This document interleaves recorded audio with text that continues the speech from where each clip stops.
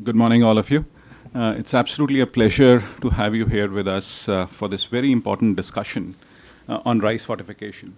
So I should give you a very quick idea. You know that we looked at the rice fortification paradigm within the country, and Richard, I, and Mukul, we wrote this or did this body of work wherein we wanted to understand as to what is this real paradigm about, how this public policy decision has been taken, and why is it an exceedingly important decision to take. Because of course, there were a huge sets of issues that people were coming up with, but which we felt is just not the right way of looking at it, for a simple reason that you're really uplifting close to about 800 to 900 million people out of the malnutrition trap. If you're doing that, you have to make a decision at the top level, and that is what the country has actually been doing. Quite interestingly, if you really look at the kind of impact this would have impact across 6 or 7 SDGs as well, and that is a very, very clear multiplier that we are seeing here. So and of course in the whole report, what we are really looking at is how public policy decisions are taken and how other countries can also learn from this kind of a drive. As a next step for this, as we are really talking to you, is that we are going to write a case study, which can be an educational case study as well, which can actually be given to students to really see as to how public policy decisions are taken. But very quickly, I think the biggest multiplier out here is that 900 million people will get impacted over a period of time through the PDS, through the other schemes that the government has actually launched. But I'll not take further time on this because Mr. Kant has to leave in about 20 minutes. But Richard, can I request you to make some initial remarks on the work that we have done? And I'll keep it very brief. This is part of the India Dialogue, which is a cooperative research and also public programs between the Institute for Competitiveness and the U.S. Asia Technology Management Center at Stanford. And as such, you might think that, the whole issue of rice fortification would be a public health issue, and so we should be in some medical school somewhere. But instead, what we're doing is we're looking at this whole topic in the larger context of the kind of factors that go into government decision-making, prioritization, also the challenges of implementation in a huge, diverse area such as India. And I'm, very happy with the results. I think that this multidisciplinary approach that makes a lot of use of already published materials and kind of brings that together in a state-of-the-art document should be useful. And I'm really looking forward to your discussion of the matter, because if it doesn't get past you, it doesn't get past anybody. And we really appreciate that. And now I'm very happy to turn the floor over to the Honorable Amitabh Kant. Should I say Minister Kant or Sherpa Kant or what? Sherpa Kant.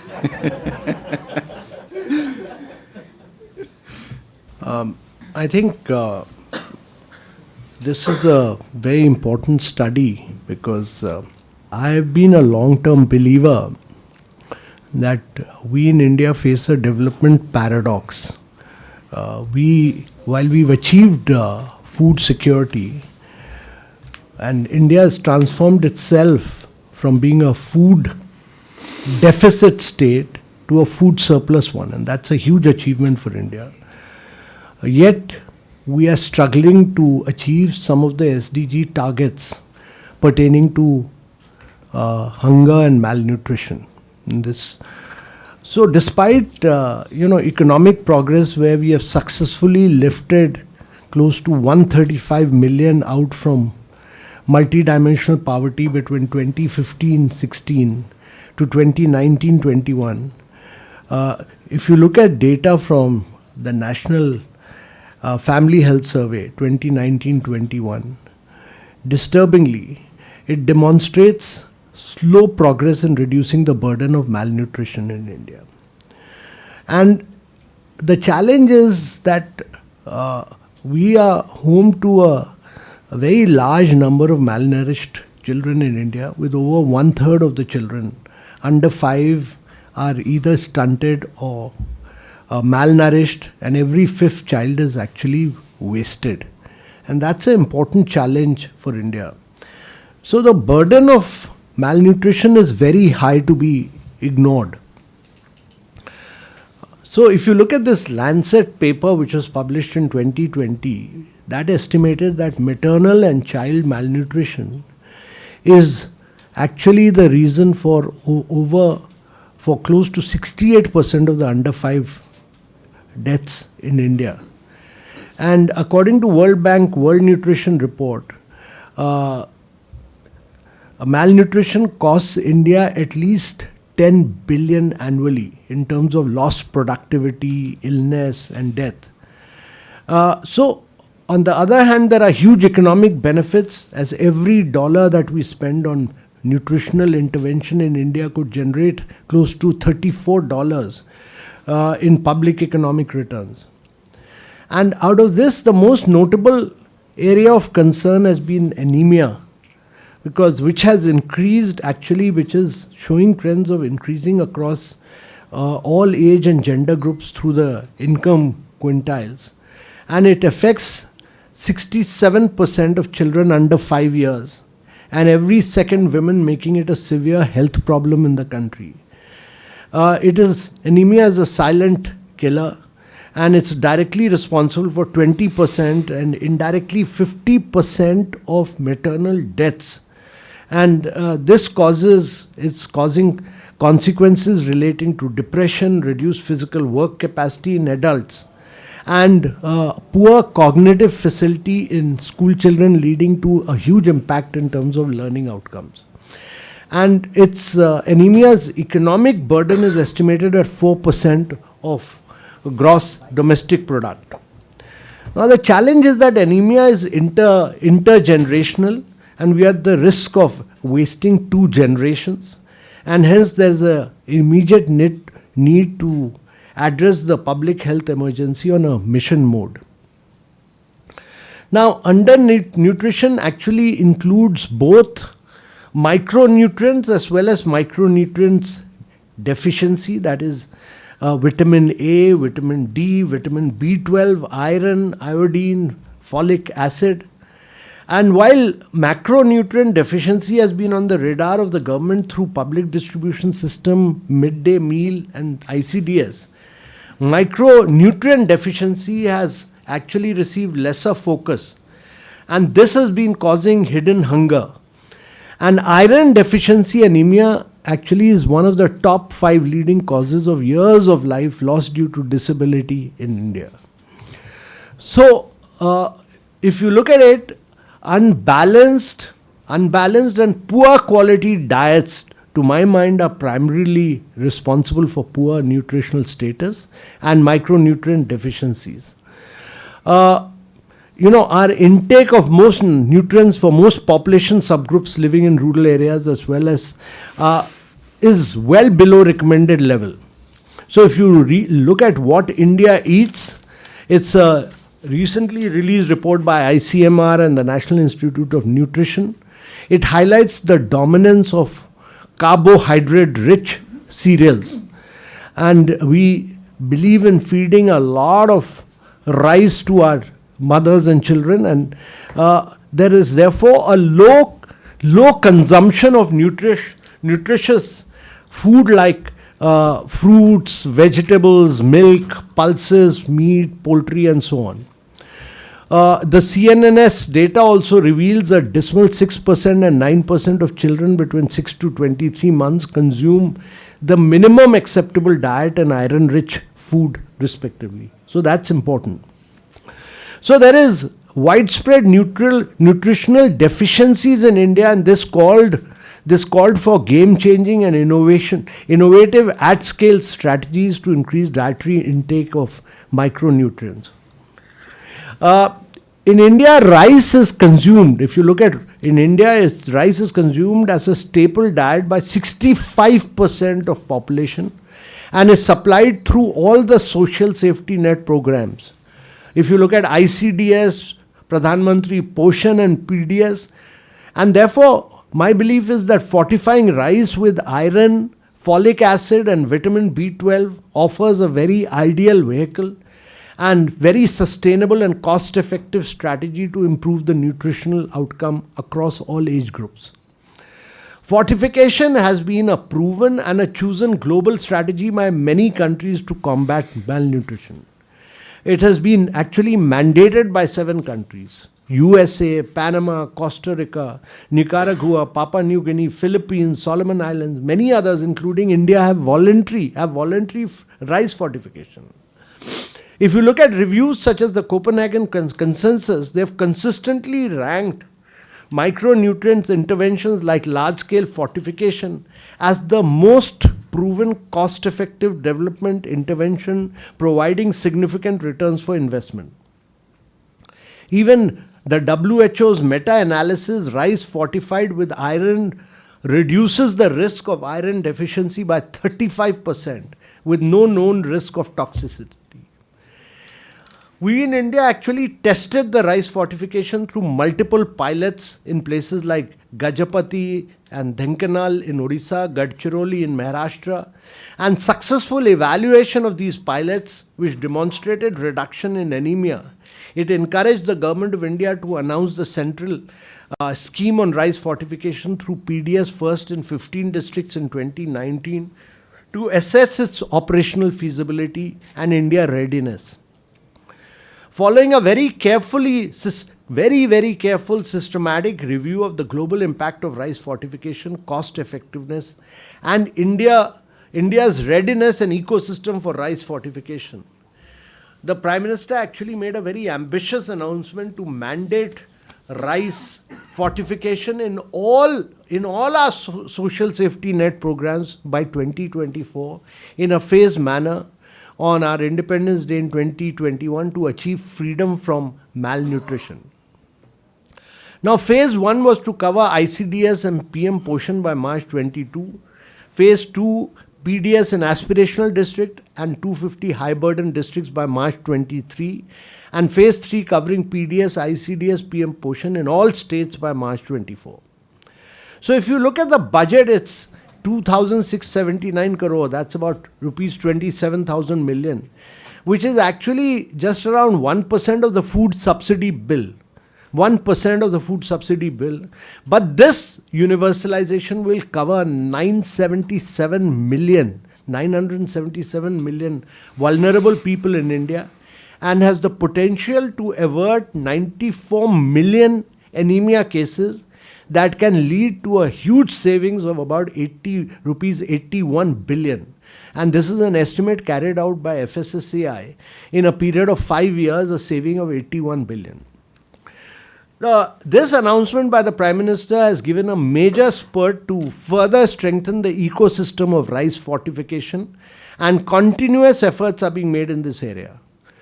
Firstly, 269 districts in 27 states have started distributing fortified rice under targeted distribution system, achieving 100% target, and for phase 2 by March 23. And Madhya Pradesh is the first state to roll out rice fortification in all schemes. A total of 134 lakh metric tons of fortified rice has been lifted in 22-23.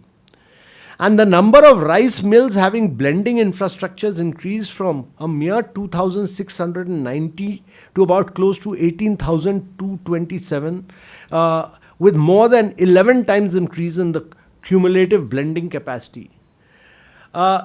This blending capacity has increased from 13.67 lakh metric tons to almost 156 lakh metric tons.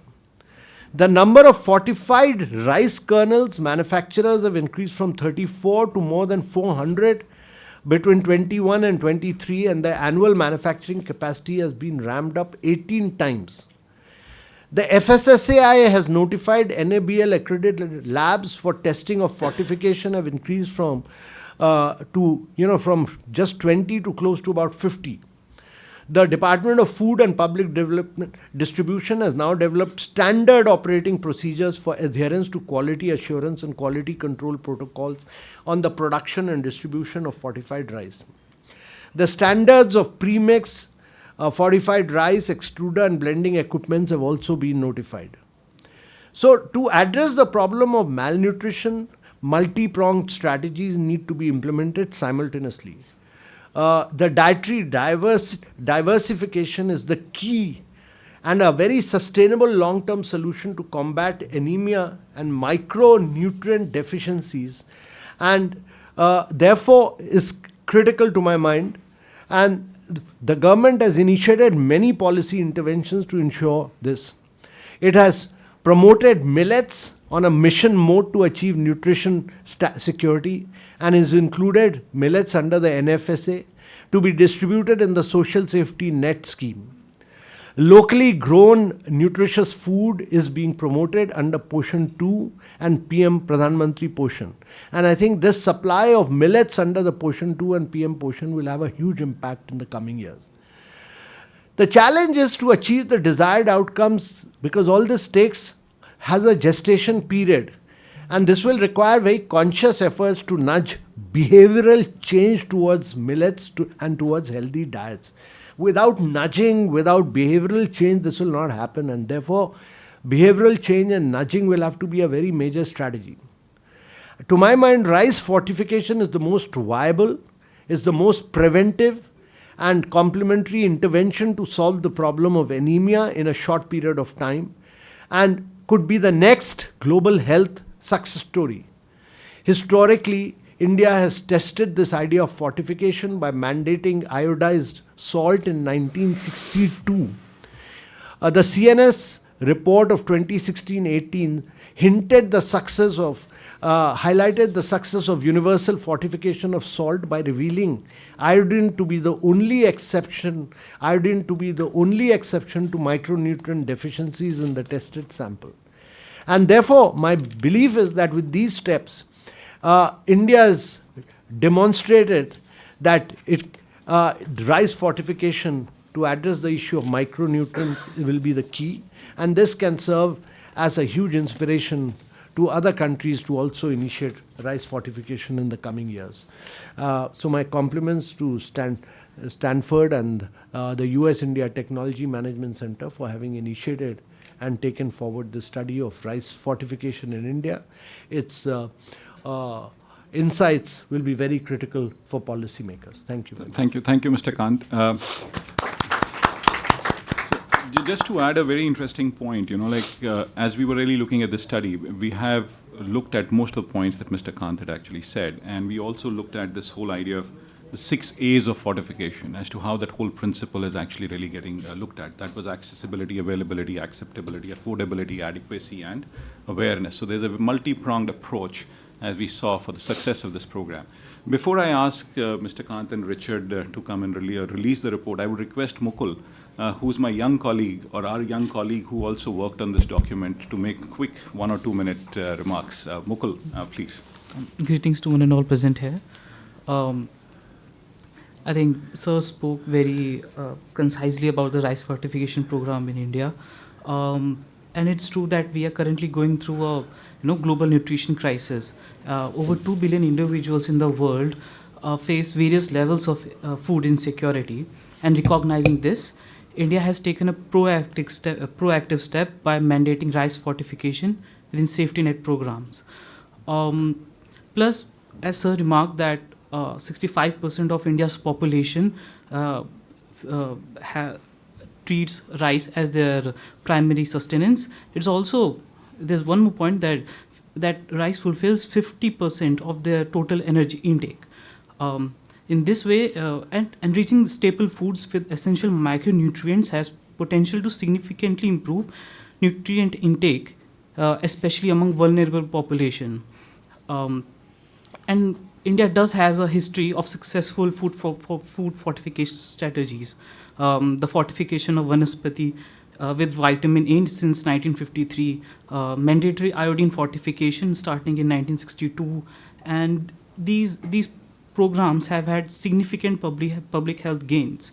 Recent policies have also increasingly emphasized healthy diets in the context of fortification. In documents like Annual Report of Ministry of Public Distribution 2017, National Food Security Act 2013, National Health Policy 2017, and National Nutrition Strategy. Moreover, the January 2023 amendment in the National Food Security Act introduced specific nutritional standards for meals provided to different age groups, which underscores a growing understanding of nutrition, especially micronutrients. Lastly, I would like to remark that we stand on a cusp of nutritional revolution. Through fortifying our staple foods, we fortify our future, a future where every individual, regardless of economic status, can access the nutrients they need to thrive. Thank you, Mukul. Can I now request Richard, Mr. Kant, and Mukul, can you just join us here for releasing this document?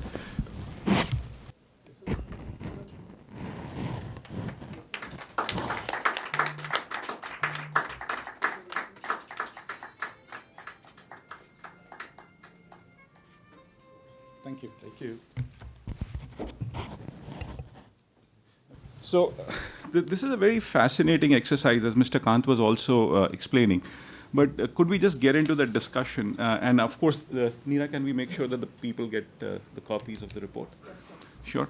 But as we go further, like Minnie, could I actually just request you to share as to what really happened? How do you really look at this program? And how it can be scaled up across the world, how the world can learn from it? Yeah, thank you for that question. So, the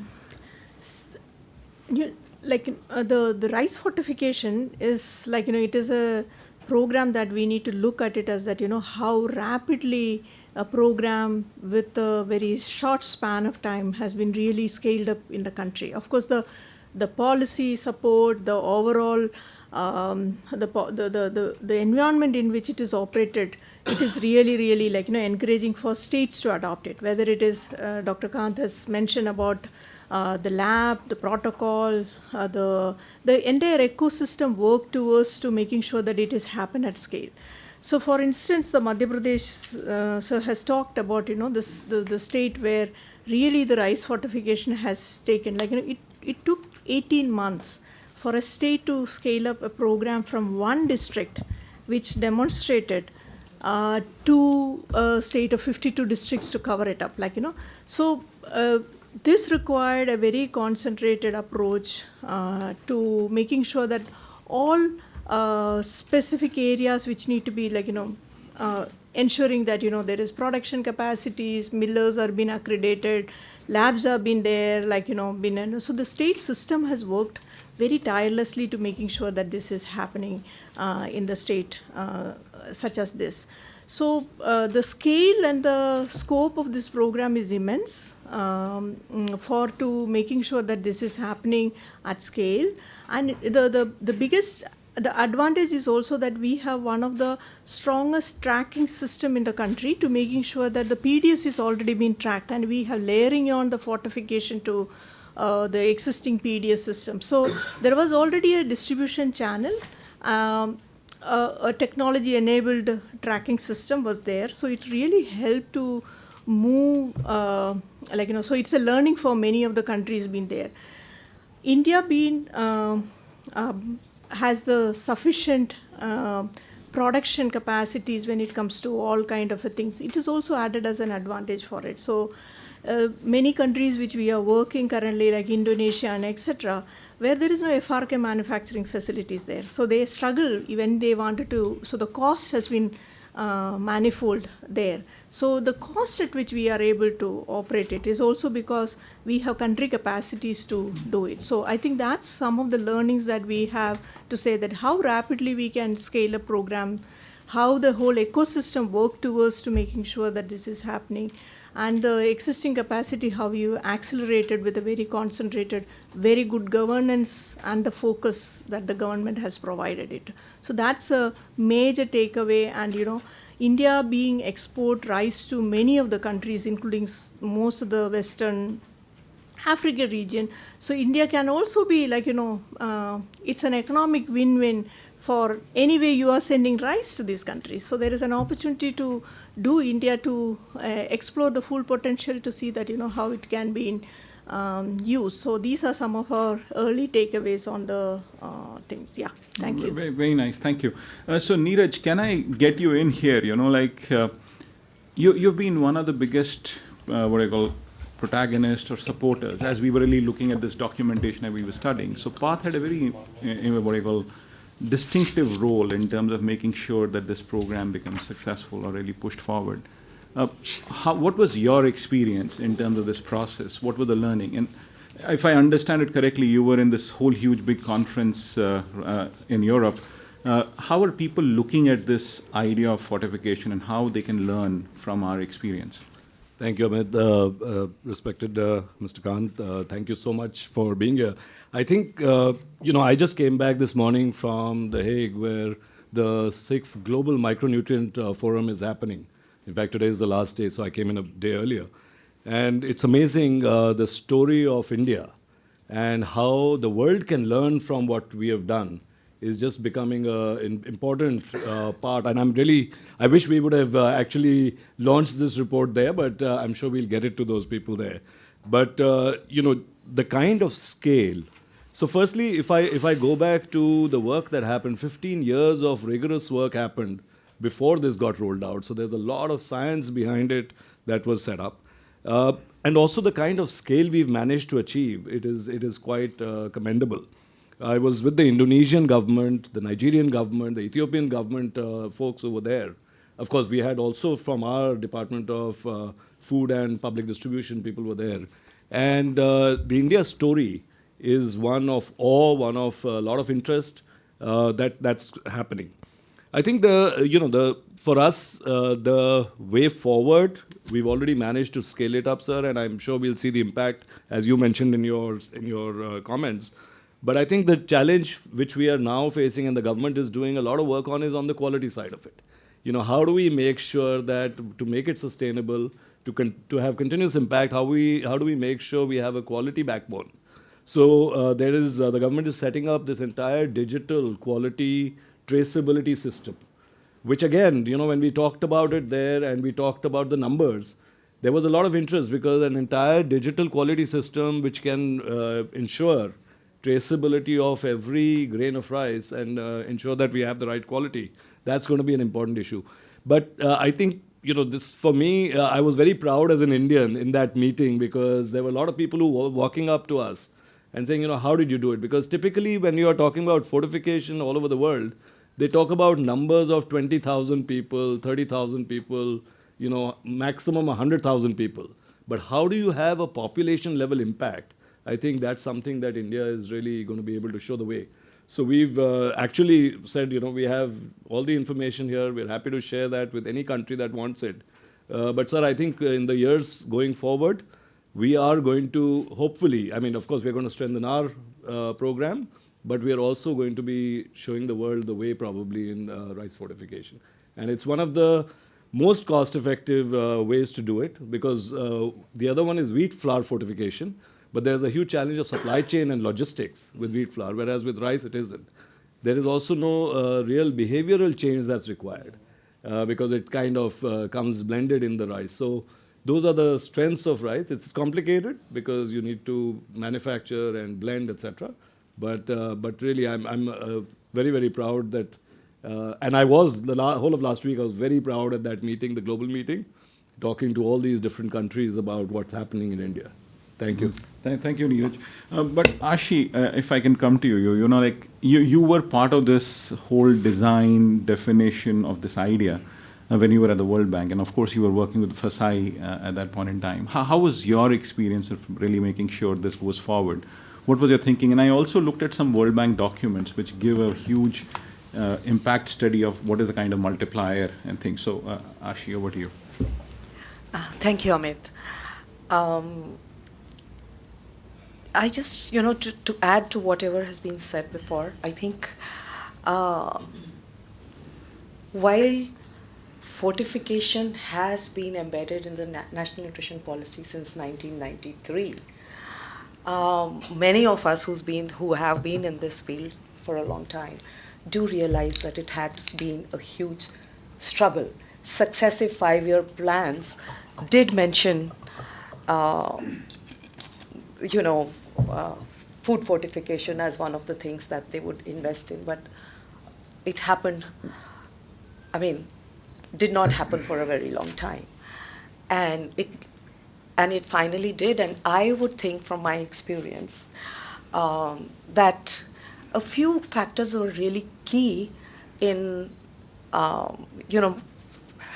making decisions about taking this from policy to actually implement program level. And as always, from policy to programs is a long journey. And it takes time, it takes a lot of political commitment, and building that political commitment was one big part for that led to this. Leadership. Leadership at various levels and leadership right at the top, really. FSSAI as an institution took leadership. The Department of FOPD took a great deal of leadership. Niti Aayog, I would say, sir, was there. And, so all of these things align very well to do that. I also want to underscore the role that technical assistance, since you asked me that we work with FSSAI and all, I think providing technical assistance and technical support to bring the science forward, to help leaders and the government with the right kind of analysis that they are looking forward to, those things also have played an important role. I'll stop there. Thank you. Very, very interesting. And Dr. Jaideep, you come from the field of what I call real science. Like, we are talking more from a public policy perspective as to how things are. How do you really look at this whole process? What were the learning? What were the challenges? And what do you think is the way forward? What more should be done? Yeah, with respect to the quality assurance and quality control, it's a matter of concern. So because the three factors are involved. So one is the fortificant quality, the ingredient which we are getting for the fortification. So next one is the FRK. So wherein the fabrication of rice is very much important, because people all the time trying to look for the same structure similar to the existing rice. So in India, the problem is we have diverse rice. So some states use parboiled, some states using raw. So we need to manufacture or fabricate rice according to the regions also. Then subsequently, the last one is fortified rice. There the challenge is the content of the micronutrients is so low. So the quality evaluation has to be done with the instrumental analysis, so which is involving a lot of cost for the regional food testing labs, and also expertise is also less. So we need to motivate people and also give training programs. Of course, CFTR is doing number of training programs and also developing number of test methods for improving the analysis of micronutrients. Mm-hmm. So when you're saying the differences in rice, and of course, so there are quality differences, and then you make a very important point that the nutrients or the fortification is less to a certain extent. You think it needs to increase, because then there can always be a negative side of the story that a lot of people are coming across with, that it can lead to some toxicity and so on and so forth. So how do you really look at that point? Yes, some sample screening, yes, problems are there. One is sometimes it will be micronutrient will be less in the sample, sometimes it will be higher in the sample. Then distribution efficiency, so that can be detected by some staining methods initially. So at the field level, so mill level itself, if you study the distribution efficiency by some staining methods, so that is a primary method for detecting whether the blending has taken properly or not. Secondary is the advanced analytical method analysis. Of course, surveillance study from different states have to happen. So that means pilot study of taking the samples and getting it tested in the NABL lab is very much essential to keep track of the quality of the rice which is being distributed. Mm-hmm. And so, thank you, Dr. Jaideep. Sylvie, I would like to come to you here.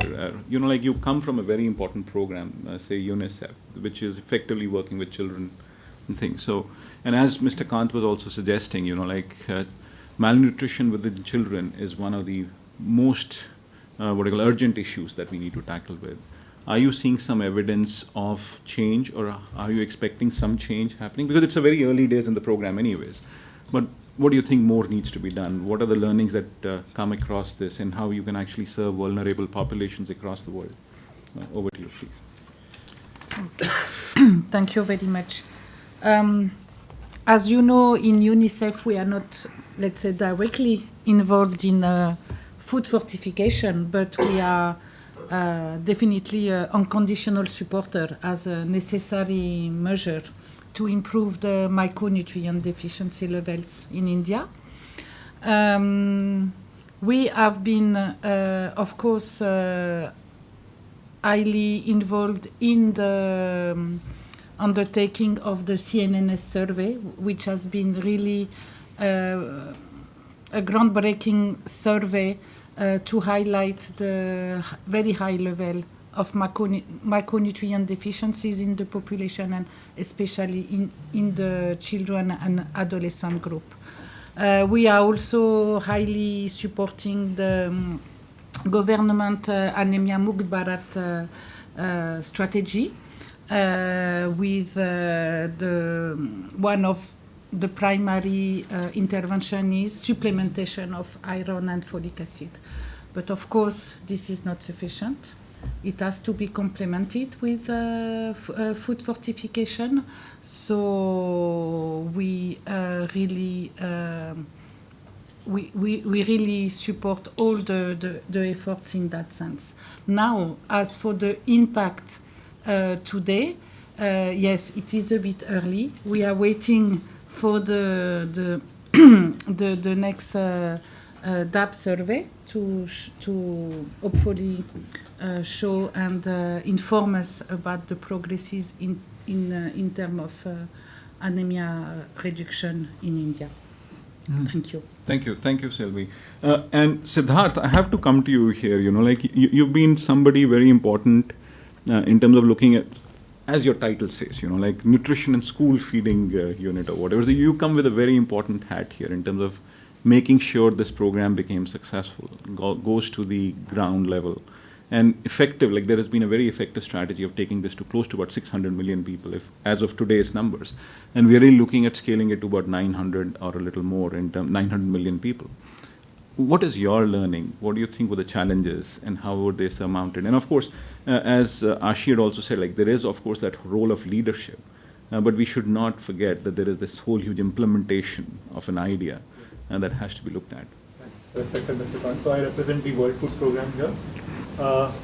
Primarily, I think if we look at the World Food Program, we've also, if you talk about, Mr. Khan talked about the Gajapati project, the Dhenkanal project, and these were programs which are implemented through the school meals.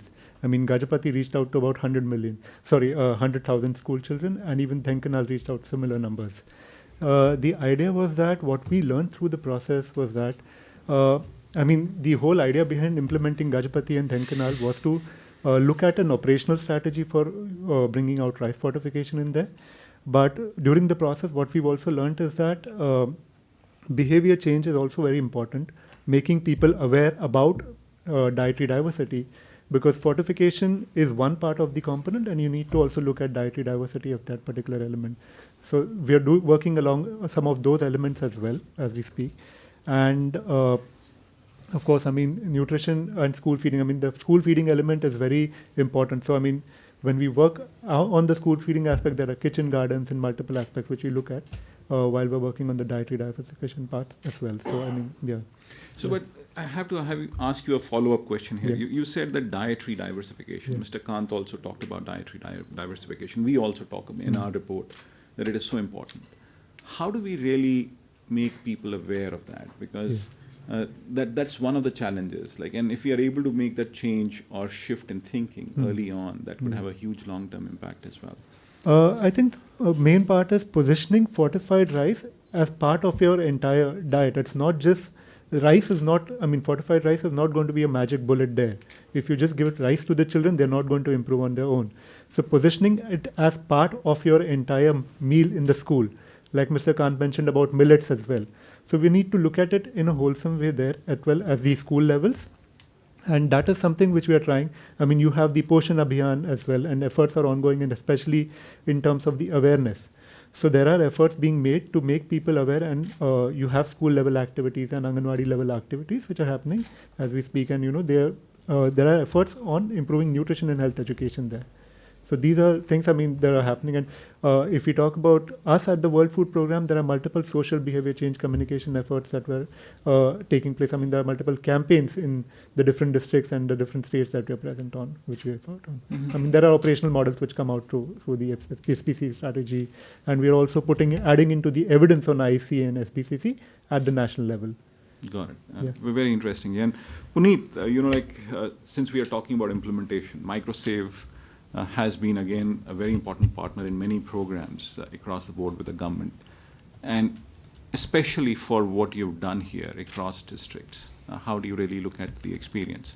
And if I have to take it to, because my question here is like, as I look at the strategy, this is a very formidable idea that we are able to take it to low resource setting places or locations.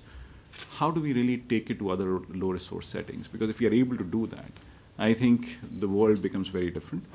Very recently, what was said in G20 meetings as well was that it's about the global south. How does global south learn from these sets of ideas?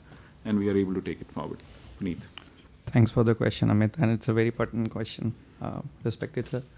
So basically, we relate very closely with the program because we are the ones, we have had the privilege of working with most of the people or the organizations sitting on this table, because we have a PMU at Ministry of Food and Public Distribution, and it's a decade-long relationship with them. And we have seen the program maturity, right? So wherein there were issues around transportation, logistics, beneficiary identification. And now we are talking about quality, taking quality to the next level. So there's a whole maturity which the program has undertaken. And as sir talked about that, SSNP, the Social Safety Net program, was the best platform for fortification to be implemented. What brings in that confidence in every official, every minister's mind is the maturity of the program. Because the program has matured to the extent wherein everybody realized that now is the time, now is the tipping point for us to move to fortification. Because there were discussions, there were policy sessions, like from 1993, fortification was included, but the program maturity was still to be attained, and it has attained that in the last 15 years. So if I was attending a NITI conference for last 2 days, and if I were to say something, the whole transition is because of the political will from our honorable PM. So nutrition is so close to his heart that wherever he goes, he tries to address the social norms around nutrition. He tries to galvanize the whole ecosystem around nutrition, and that's why we see the whole system galvanizing. So if you see that how the program has metamorphosed in the last 3 years. So if you see fortification, iodine took more than a decade to stabilize, right? It took us 15-20 years to stabilize the fortified iodine program, right? Fortification of iodine. So, but in this case, and when we talk about rice fortification, it's a very, very complex ecosystem that we talk about. Because sitting at Ministry of Food and Public Distribution, we have to engage with different line ministries, we have to engage with different departments. So if I were to call a few, so say be a FSSAI, the Food Safety Authority of India, we have to engage with the WCD, PM Poshan, we have to engage with Niti Aayog, we have to engage with different development partners. And the common thread which has weaved the entire ecosystem, which has galvanized the entire ecosystem, is the political commitment. So I think that has been a key in the entire process for us. And the second beauty of this program is private sector engagement. So when we started off, we were facing questions around private sector, wherein they were asking questions around government commitment, because the rice millers, blenders, they were not very confident whether the government is going to continue with the program, and it entailed capex investments from them, right? They were not very confident, but the government had such an outfacing role in this that they were able to onboard this private sector so quickly and successfully, and that the whole ecosystem is fully prepped up. So as we speak, in terms of capacity, we are fully capacitated to deliver the program. As we speak, we have covered around 629 districts out of the 675 districts. And I would say the program is almost ahead of the schedule, right? And when it was announced by Honorable Prime Minister, everybody scrambled that whether we will be able to achieve this or not. But the system has worked in such a manner that we are ahead of the schedule as we speak. And it is going to be a success story. Now, how do we take that success story to other nations is something that we are all working upon, because this is a story. And I remember a time when Indonesians visited India, and they were fascinated about PDS, they were fascinated about Aadhaar, they were fascinated about DBT, and they created their own systems. Now they have much more diversified PDS than us. Now we are again ahead in the game with fortification. Now again they want to come back to us to see how we have done fortification at such a large scale, and now they are again asking us to visit and meet the officials and learn from the India story. So I think that's one, and I would also want to comment on the commitment of the government on the dietary diversification. So you wanted to ask about whether what will it take for the government to be primed. So I think we don't need to prime them as of now because they are fully primed, and there are anecdotal evidences for it. So yeah, if you see the COVID response of Government of India, the Pradhan Mantri Garib Kalyan Yojana was announced, and it moved beyond rice, right? The pulses were also part of it, right? So that diversification aspect is something that they have been thinking upon. So the Schedule 2 and Schedule 3 revision and notification, because we were part of the consultations and I was myself part of the committee. So I could tell that, this revision is again, a reflection of the thinking of Government of India to move beyond rice and wheat. But then again, so it's easier said than done because there are back-end linkages around production, so farmers are producing wheat and rice. There's an MSP link to it. So there's a whole lot of ecosystem that has to be taken care of. So that intent is definitely there. So Year of Millets is being celebrated, millet production is being enhanced, millet procurement is going to be a big thing going forward. So that sensitization is very much there, but I think it will take some time for the fruits to come out. I'll stop here. Thank you. Yeah, thank you, Puneet. And, Professor Mann, can you just take it forward for the discussion? I'll just go and drop Mr. Kant and come back. So I belong to Karnal, Haryana, and we have a wheat and barley research institute out there, a lot of ICAR kind of stuff at that place. I also graduated from GB Pant University in engineering, which was the first agriculture university in the country, and Hisar Agriculture University is the largest agriculture in Haryana. So with this background and having handheld a lot of corporate people and everything, so I think whatever has been said very comprehensively. The future is in this direction, and it is a mandatory thing to be done amongst various other initiatives. What I really like in this is the nobility of this, because every child, as we talk of, say, Purna Swaraj, what Gandhi ji was talking of, not only from the British in a political sense, but economically, socially, health-wise, and this life is a gift. So mind, body, soul, heart, that's what we get. So do we have that kind of control and freedom at every individual level or not? So in that perspective, I think things should happen faster pace, could have happened faster pace, and essentially in everything we do, the attitude, the mindset is the most important. I feel even our literate people, highly educated people, and the rich and wealthy people, they are also not really aware of all these dimensions. They may not have heard of this term at all. Their own dietary habits may not be diversified or balanced, and there's a lot of malnutrition. On a lighter note, I was thinking that if you fortify kurkure and these parle biscuits, probably the children would get more access, because that is a real pattern of whatever they're eating, consuming. I think we need to work on self-esteem of people, make them aware of what they need to do themselves. So if that locus of control goes to every individual, I'm sure they look after every other dimension of health, whether of mind, body, soul, heart, spirituality, any sense. Their responsibilities towards the country, a lot of things would take fast traction. So long as we keep the locus away, so long as we believe in spoon feeding, the logistic supply chain is of course important. The fortified grain has to be there, and the larger issue in this, I feel, is also the offtake of paddy. The clearance is not happening. There's a lot of wastage happening of the grains themselves.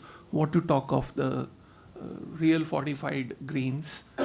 All newspapers, at least in my city, in my state, I've read about Punjab and about Haryana, paddies getting wasted. So food security we have attained, but nevertheless, this consciousness at the individual level has to come in, I think.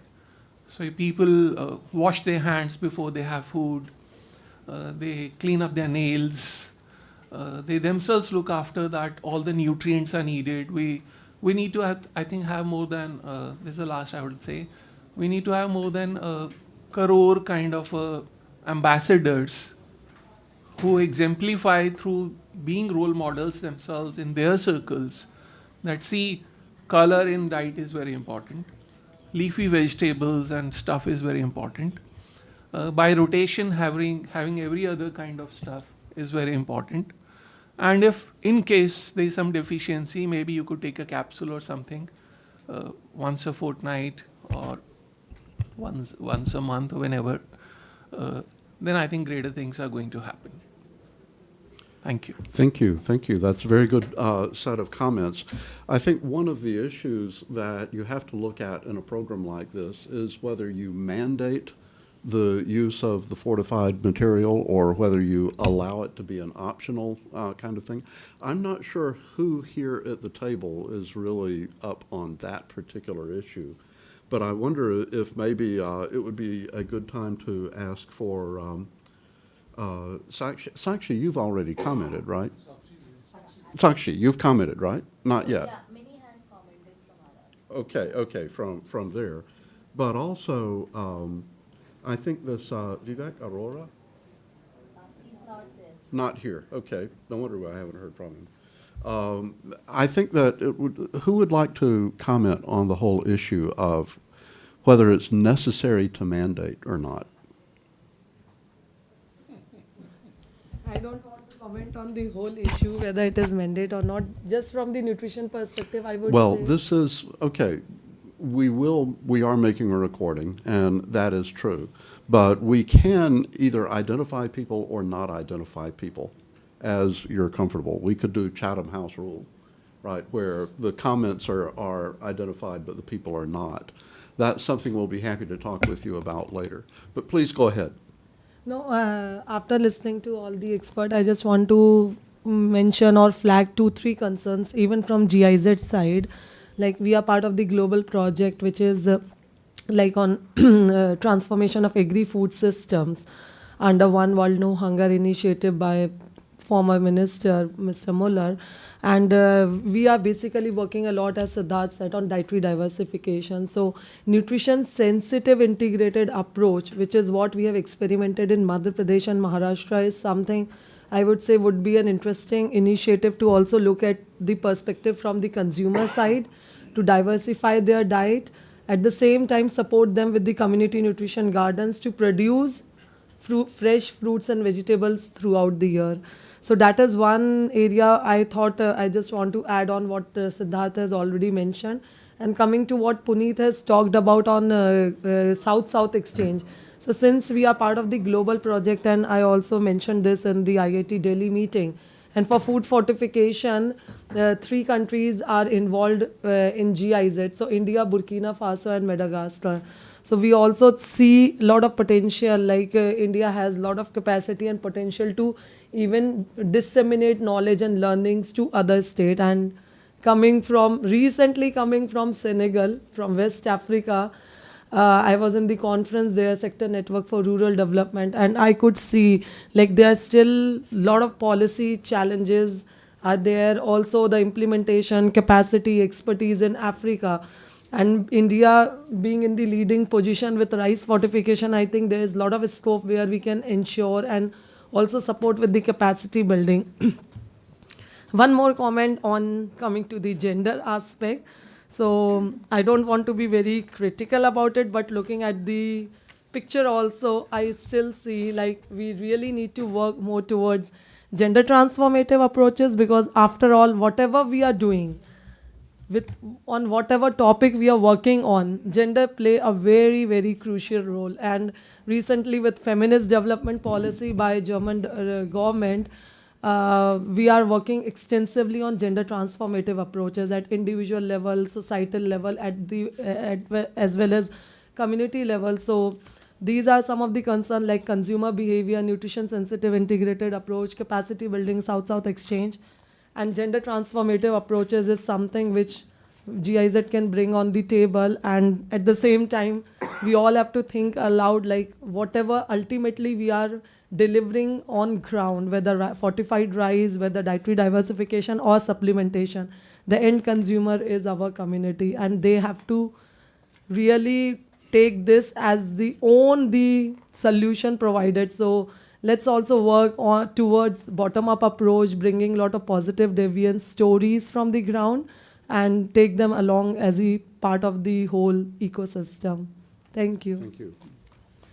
Okay. Sure, Ashik, Yeah. please. So, you requested on the question of Right, mandatory versus versus voluntary. optional. Yeah, I think the issue is very complex. And I think your report does a very good job of bringing in the discussion of, it relates to many aspects. One is, the public health approach to resolving or addressing a problem versus an individualized approach. So there are certain issues, and I believe, and I have no hesitation in saying so, is that rice fortification with the right kind of monitoring at the population level, ensuring that the safety in terms of that tolerable upper limits, and we can get into details of this, is within safety net programs is really the way to go. Otherwise, it would get very complicated. You have, let's just assume a scenario of fortified versus unfortified. If it was voluntary A, it would not get that kind of push. There would be two commodities within the PDS. People would not know, which one to take. There would be no cost differential. They do not, with the awareness that's not there right now about micronutrients, etc. And if we have to take this, so there will be huge logistical issues. There will be, we would really be putting people to make choices about which they do not understand. And that's not really the right way to go about.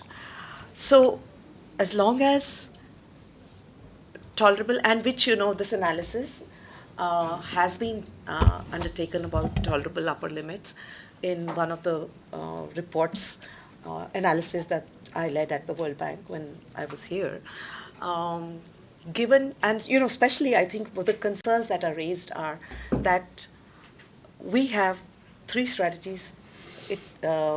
Fortification is located within an overall strategy that also has supplementation embedded within it. So to look at, and we've done a good analysis to see whether tolerable upper, what's the risk. So the risk in most situations with the current level of fortificant and with rice fortification is very, very low of tolerable upper limits being exceeded. However, a population level monitoring is advised, especially in states where the intakes are higher than average national or some other state. So that may be one thing to look at. The second thing to look at would be as more and more food commodities get fortified with iron. I think that's one thing one has to keep an eye on, because one is talking about double fortified salt, one is talking about wheat fortification. So that kind of monitoring is essential. Here, I think also the role of, this program has rolled out much, yes, and very, very well, and it's so heartening to see this happen. I think and you talked about, how the monitoring systems and how the PDS is a mature program and all now. However, I think with respect to fortification, the monitoring has very different connotations. Monitoring the quality of the fortificant, monitoring, somebody mentioned about different, something can be fortified more or less. So monitoring at the point of distribution, what is the fortificant level? Is it what is recommended? Monitoring at the endpoint user. So, putting in place some of these systems, these are things that are very important for fortification programs, especially monitoring systems for fortified commodities. Besides this, I think it is extremely important to build in periodic evaluations, which are a weak point in most large-scale public social safety net programs. So this is a new program. I think there's huge opportunity to do that. Partnerships have a big role to play here, researchers, universities. And I also want to make the distinction between periodic evaluations and more research. I think we need more research. So, these are things that are going to help build a balance between mandatory and, it's going to lend it more support. So research, we know, as your report notes also, that some of the systematic reviews have not shown great. Why? Because it's the quality of the research design, it's the quality of, the variables, the varied fortificant preparation used, variation in the amount of fortification, variation in the duration of studies, variation in population age groups, and bringing all those things together, it is a huge. So I think there is a huge scope to build in research into this program. So we have the beautiful opportunity of doing it in such multiple contexts that exist across the country. So I'm going to stop there. Thank you very much for your comment. Do you want to take? Okay, because I'd like to follow up on this last point. And again, I don't know who should be commenting on this, but the whole issue of when you have enough research to be able to proceed with large-scale deployment. Now, to a certain extent, the pilot-to-scale approach that was used in India was a very good risk hedge in that regard. But you can always come up with new research that would find out something new. And with regional variation and some of the base materials used for the fortification, there's no end to variables that can appear that you don't expect.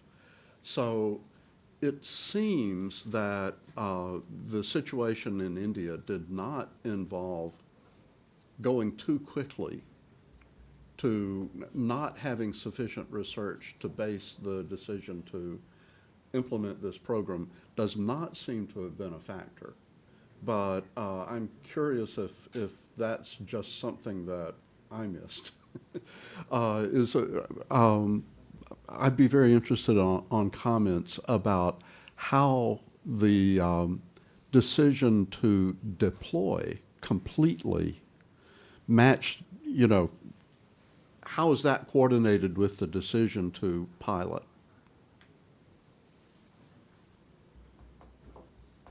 Anyone who is involved with the program, please. Sorry. No, go ahead. Just a quick one, and then I'll hand it over to Harinderji.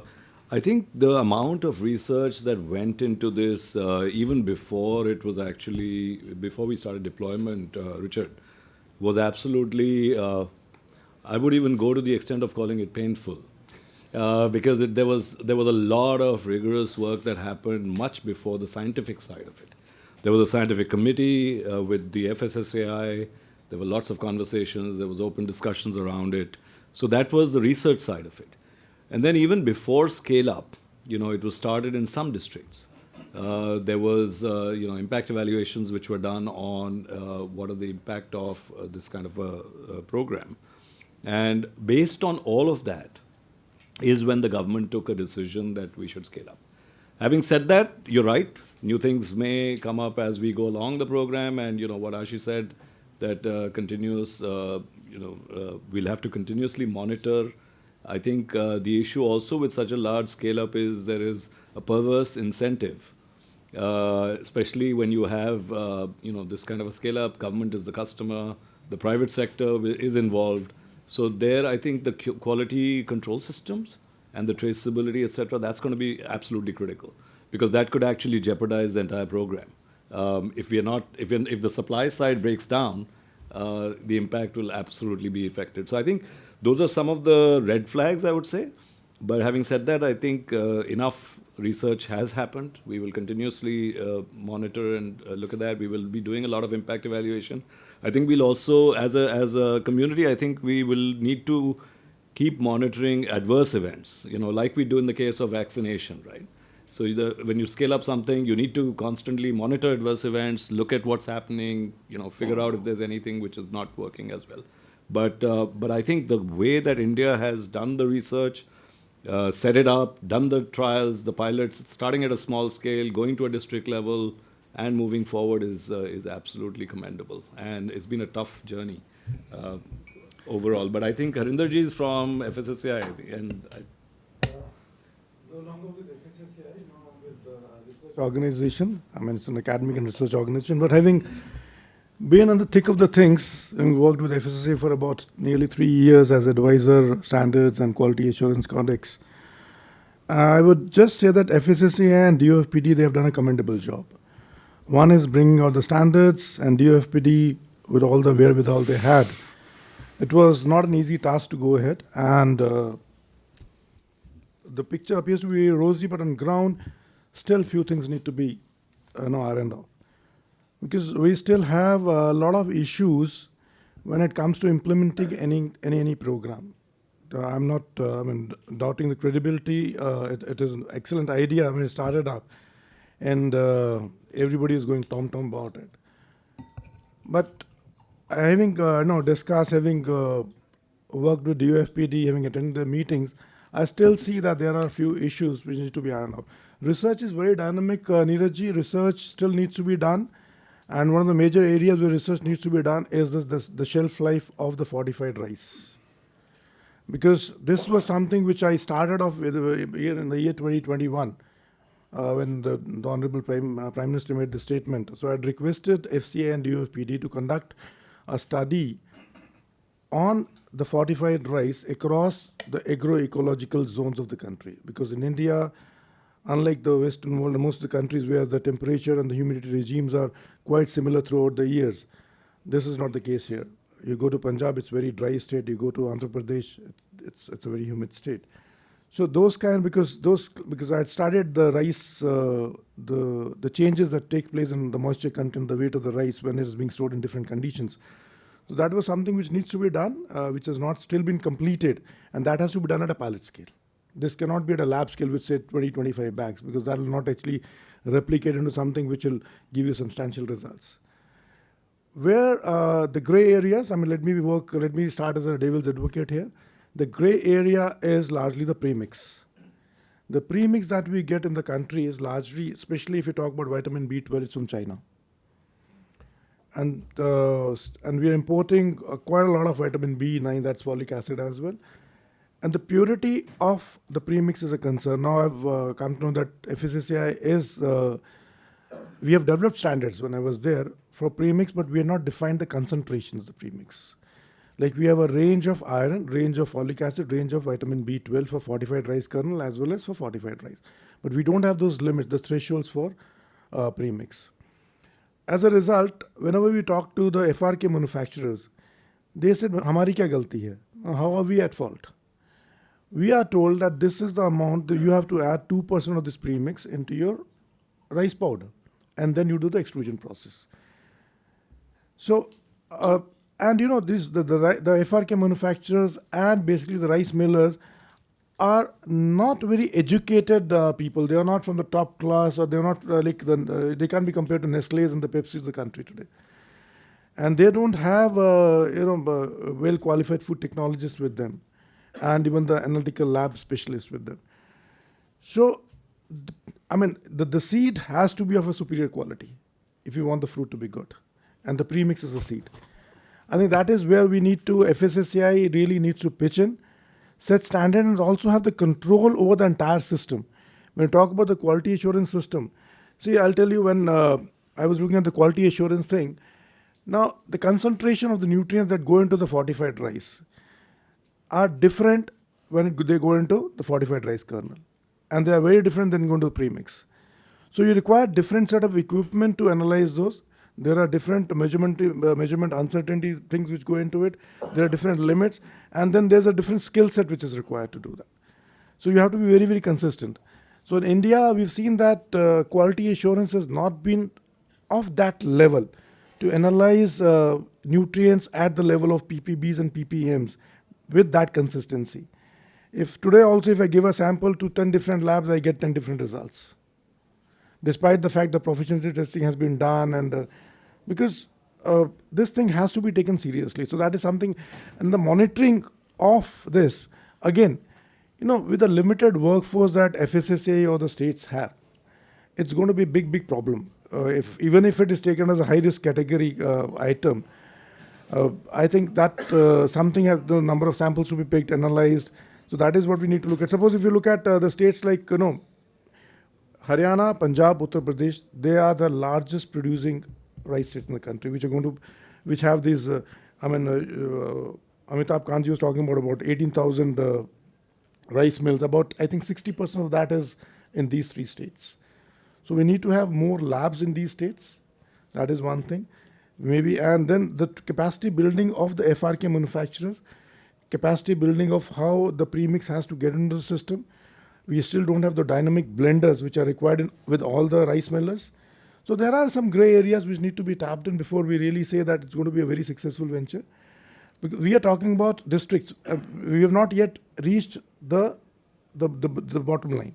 We're talking about few districts, fine, we've done work in 629 districts, but what are the number of beneficiaries? Here we're talking about a very ambitious program of 35 million tons. So on ground, things still need to be, it's going to be, I would really wish if DOFPD would have been there in this meeting, because they are the ones who are actually launching and implementing this plan. You might be working with DOFPD, but DOFPD internally, the kind of problems that they're facing with this program, the challenges that they have. So that is one thing. And secondly, of course, the press is not there, so I can go, I can do some glib talking here. There are issues which span across different ministries. I won't mince any words by saying here, because again, DOFPD is facing a problem of supplying this to the last mile because of the labeling issue. That fortified rice has to be taken with utmost care when it's given to patients with thalassemia and sickle cell anemia. So they are reaching a consensus. Now, so I think there something like, DFPD, FSSAI, Niti Aayog, they have to sit down and find a way out, because whatever we are sending, because see, even if you label that on a bag of 50 kgs, ultimately what goes to the consumer is 3 kgs or 2 kgs. And Secretary DOFPD very clearly told me, I met him a couple of times, that Harinder, it is practically not possible for me, because on my ration shop, I just have about 2 people. And there's a queue of 100 people, beneficiaries who wish to take that. Whom should we ask that whether you're suffering from thalassemia or sickle cell anemia? How do we go about it? So that's going to be a major challenge. So, and the time left is very short before we start this program. So these are some of the key areas where we need to really work on. No, I think I'll come to you, Mr. Sunil. Very important point. I will just supplement to what Dr. Oberoi has said. I completely agree that DFPD, being the nodal agency, should have been a part of this program, so part of this meeting also. And when I was looking at the book which has been released, so we were expecting that there may be some chapters on the challenges which are being faced for the actual implementation, which means that although we are able to say that we are supplying the fortified rice to the end consumer, but whether the end consumer is actually getting that fortificant or not. So whether we are capturing that challenge or not. And sir has already highlighted the requirement for setting the standards for the premix. So yesterday only we have finalized the draft standards for the premix with respect to the levels of iron, vitamin B12 and the folic acid, so which may be operationalized maybe by early next week. But still challenges are there. There was a study which says that almost 60% of the rice millers in Punjab are also the FRK manufacturers. So now when these FRK manufacturers, they themselves are manufacturing for their own captive use, still there are differences in the level of these micronutrients in the FRK and in the FR. Now from where it's happening? when the micronutrients are imported into the country, they are imported either for the purpose of pharma use, or they are imported for the use into the poultry, and very rarely they are imported for the purpose, indicating the purpose for the for the use in the nutraceuticals. No one imported these micronutrients saying that I am going to use it for the manufacturing of the premixes. Now, when it is not imported for that end use, they are rarely tested for their purity at the point of entry itself. We are not self-sustainable in terms of this micronutrient, especially as sir has mentioned about the vitamin B12.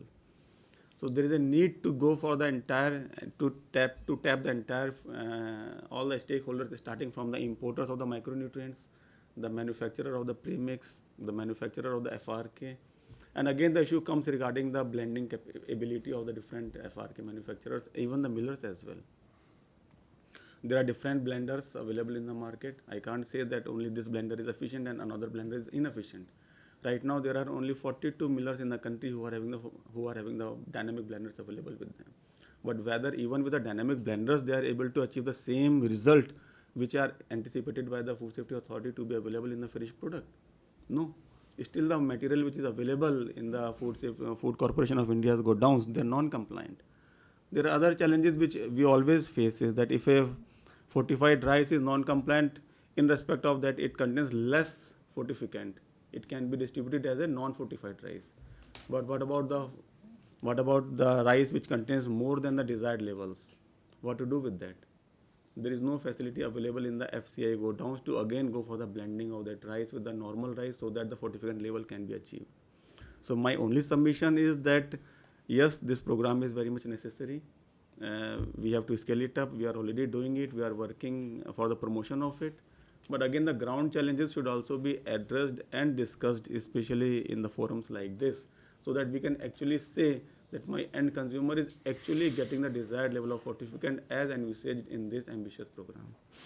There are other issues which I would like to highlight, but this is not the forum to discuss and to go into that kind of nitty-gritties with respect to the chemical testing or the presence of iron and vitamin B12. The levels are too wide. The difference is too wide. Like one is 42 milligram and another is in very 1.75 milligram. Now the detection is also a challenge. Food Safety Authority has already standardized the method for detection. We have also provided the training to the laboratories. But again, the ultimate aim is that it should be repeatable at all the levels, at the premix level, at the FRK level, at the FR level.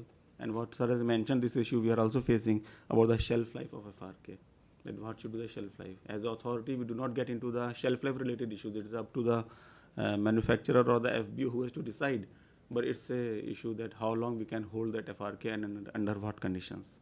Thank you. No, these are very important points. Like I think, as Ashi was also saying, that monitoring has to be something which has to be taken care of. We do talk about some supply side issues within the document. But of course, as I said, like we are building the next cohort of this document wherein we'll bring up the issue of implementation and challenges for the case study. So that is what we are really looking at doing. But I fully agree with you, Mr. Oberoi, but my only challenge is that when we say that these people are possibly not educated, we are presuming that the firms that we talk about, like Nestle, it is about worshipping false heroes. Because Nestle is the only firm which has been accused of food adulteration in this country. So exactly, and baby food and everything. And from my point of view, I'm going to make a very, very rash statement. If I ever become the Commerce Minister of India, the first company which gets banned in this country is called Nestle, with capital. So that's where it is. So I have a very clear opinion on them because they won multiple reasons. Like one, they give you food which is hugely different in quality in terms of what happens in Europe and what is given in India. And we are not talking about it because they hide behind the food standards that the country has actually created. That's a separate debate which we can have. We'll expunge it from this debate or the recording, but I just wanted to make my point very clear. When I said this, what I'm actually meant was, I mean, this is not a forum talk about, there are a lot of dimensions to censoring any company for that. Anyways, we have had one set of problems when the magazine was also banned. But then let's not get into it. And what I want to say is that the skills of the people who are there in the rice mills and the FRK manufacturers is not up to the mark. It's not at that level wherein they can do the blending, and then they test in their own sort of the lab ecosystem they've had. And again, this distribution of labs that I was talking about is very, very scarce. Now, see, when we talk about 35 million tons, and there are only about 42 labs now ready for doing that with the device method, with the optimized methods, which FSSA come out with. So there's a challenge. There's a challenge which needs to be looked into. But then, I also started with a program of doing this kind of on the job, on practical kind of capacity building the people at the level of at the shop floor. Sure. So we've started this program, but since we are a research organization, we don't have so much of staff to do that. But I'm starting with the 1 or 2 rice millers in the country today to see that our people go there, train them on the shop floor, so that become role models for others. So we're also looking at this kind of a program so that we can, handhold them and take this. Sure. I'll come to you, Kavita ji, but before that, Sunil ji, like what? So I think, thank you, Ubre sir, for flanking skill gap. I come from the food processing, skill council, and we are actually very closely involved with this particular problem. The germane issue is how do you get people who are doing mechanical operations to pharmaceutical type of operations? And you're very right. The quality of mind and the quality of people at the operator level is very different. So how do you get them up? That's the major challenge. So what we have done as the Sector Skill Council, FIXI is our name, and we work under that brand. We have created online content. There is actually one whole course on rice fortification technician. We have a participant handbook which has been approved by the Ministry of Skill Development, which is for rice fortification technician. And yesterday I unveiled one online resource center. So where we are getting the experts from various domains to be available on the email to answer questions of the FR and FRK manufacturers. So this is a initiative that we have taken. In addition to that, what we have done is we have tied up with NIFTM as well as with NIT Rourkela, where we are sending operators to get trained. LT Foods has also shown interest to allow industry visits. So some of the smaller players can visit LT Foods, which has a very good facility in Bhopal. So that is what we are working towards. And the important thing is that these challenges are there because we are there. We have to grapple with those challenges. And I think upskilling of manpower is the biggest challenge now to take it forward. So what we have done is we have addressed actually 1,000 food tech students who are in their 3rd and the 4th year on what food fortification is all about, how do you go about manufacturing it. So my people went, and in various universities we are doing the sensitization programs because they are the ones who are going to run this program. I mean, that's what the future is all about. So we are working at various levels, and we are quite hopeful that the operator level training will also take up, and we will continue to offer more online content in Hindi as well as English, where people can, they can study at ease, and then they can also post questions to experts so that they don't have to wait for some forum meeting or something else where they can, raise those questions. So these are some of the efforts which we have taken to get the quality up. One very last point, nothing to do with skilling, but I think the major way forward for this to be a success is to get a real brand associated with it and to get branded product in the PDS. Because unless and until accountability is established, I have worked with the food industry. Bikaner does a lot of bhujiyas. Nobody knows where that bhujia comes from. So same thing is true for the PDS rice.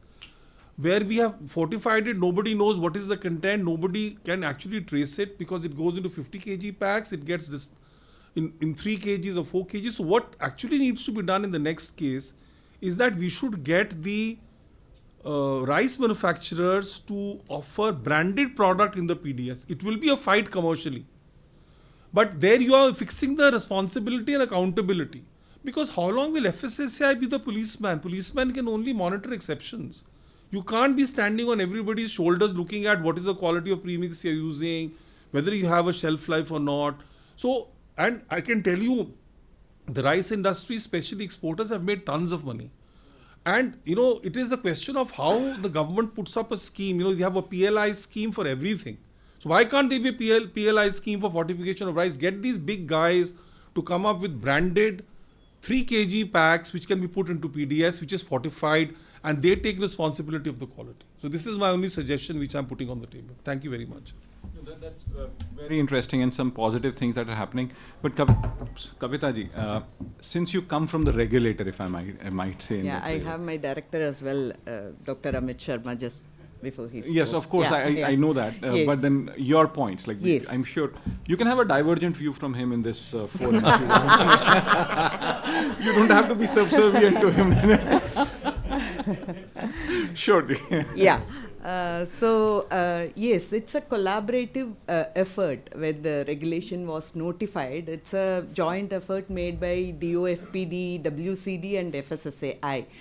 We have to have a regulation in place, and when we notified this regulation, it is voluntary in nature.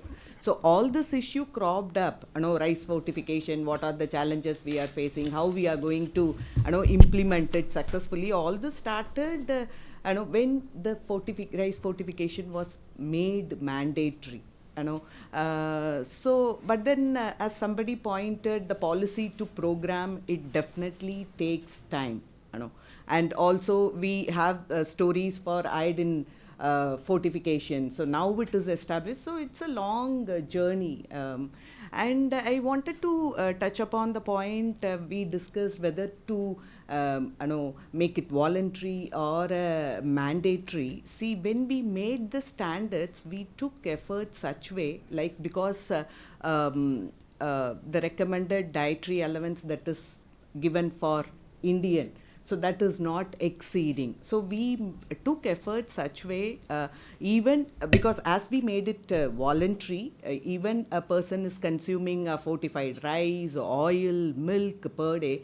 So the amount of nutrients that is getting into the plate is only 30 to 50% of the RDA. So that we took care while framing the regulation. As well, if we see, we are talking about iron, B12 and folic acid. B12 and folic acid will not get stored in the body. The same way, there is no history of iron toxicity. Okay, so it is also, the metabolism is such way it is excreted in the diet. But then also we are getting several representation. Are we forcing the consumer through supplying the rice through the PDS? Are we forcing the consumer only to take fortified rice? So again, it is a choice. But then from the authorities' perspective, I'd like to place, even if it is consumed, it will not exceed the TUL. And the kind of, there are so many things, but rice is such a thing, the bioavailability of iron itself will be less. Okay, so that is, that is the thing. And yes, of course, coming to the labeling aspect, of course, most of the people, most of the time, we have to look into the 1.4 billion population. They should be benefited. But we insisted the label warning, looking into the scientific data that is available at that time. And risk assessment is an ongoing process, so we'll revisit it. But what Sir rightly said is, when it is getting into the PDS, it is not communicated to the end consumer. Yes, it is true. We have to look into the population who are having the major trait of thalassemia and sickle cell anemia. So we are looking into it also, how to modify, how to make it subtle. As well as, as I said, it will continue. We are also, targeting on capacity building for the FRK manufacturers, FR manufacturers. PT tests are conducted in the laboratories. I think over a time, this will stabilize and the consumer will be benefited. Yeah, I'm sure, I'm sure. But Rituj, I have to get you here, especially with the hat that you wear. Rockefeller has been instrumental in really working in this area, and you started way back, about 2 decades back, crazy years back. And you also worked in nutritional meals across schools and fortification with vitamin A. Possibly call it as golden rice or something, whatever it is. Sorry if I got the name wrong, but what has been your experience and what do you think is the way forward? Of course, there are many interesting issues that have been raised, and I think they're absolutely valid, from monitoring, evaluation, making sure that the quality is right, and so on and so forth. But over to you. And somebody who invests in this business. Oh, yeah. Thank you so much for this Thank you so much for this opportunity. I think a lot has already been said about, like what has worked, what hasn't worked, what the challenges have been. I think as a philanthropy, if I were to give Rockefeller Foundation's perspective, I see a few opportunities here. One is to continue to invest in innovation. While we see that, of course, rice fortification has worked, but I think that two important things. One is nutritional security, improving the nutritional security, and keep building on the dietary diversity. So how can we incorporate those two elements while working on the level of innovation as a foundation? I think that's a key question for us. For example, right now we are thinking about, are there any, like, what are the opportunities in fortified rice, parboiled rice, unpolished rice, the combination of these three? Can they lead to better nutritional security? Can they lead to better cost efficiencies for the entire supply chain? So continuing to experiment with those kind of levels, I think that is one key role that I see for the ecosystem in general, but also like for philanthropic foundations like us. That's one. Secondly, I think alliance building is something very important. Rice fortification is happening in so many parts of the world right now. So two critical alliances come to my mind. One is School Meals Coalition, which uses the school feeding programs as a key lever for demand generation, and then working backwards from there to see what all can be improved when it comes to rice fortification and building dietary diversity. And the second coalition that comes to mind is Fortified Whole Grain Alliance, which again connects to the whole component of dietary diversity. That great, like, of course, rice fortification has proved to be successful. It's already being scaled to such large extents, but how can we further improve the dietary diversity while working with partners who are like-minded partners coming from philanthropy, civil society, think tank, academia, while trying to improve the consumption of fortified whole grains, not just rice, but also like other whole grains such as sorghums, millets. Millet was being increasingly talked about today. So how can we incorporate some of those things into such programs? That's one way forward. And the last thing, a little bit more about cost efficiency. So I think I remember when World Food Program had initially started their pilots on school feeding programs, the milled rice was the milled rice was procured from FCI, and then it was being fortified at a WFP contracted facility, which was changed over time. But are there other ways to build in cost efficiencies by working through different players in the supply chain?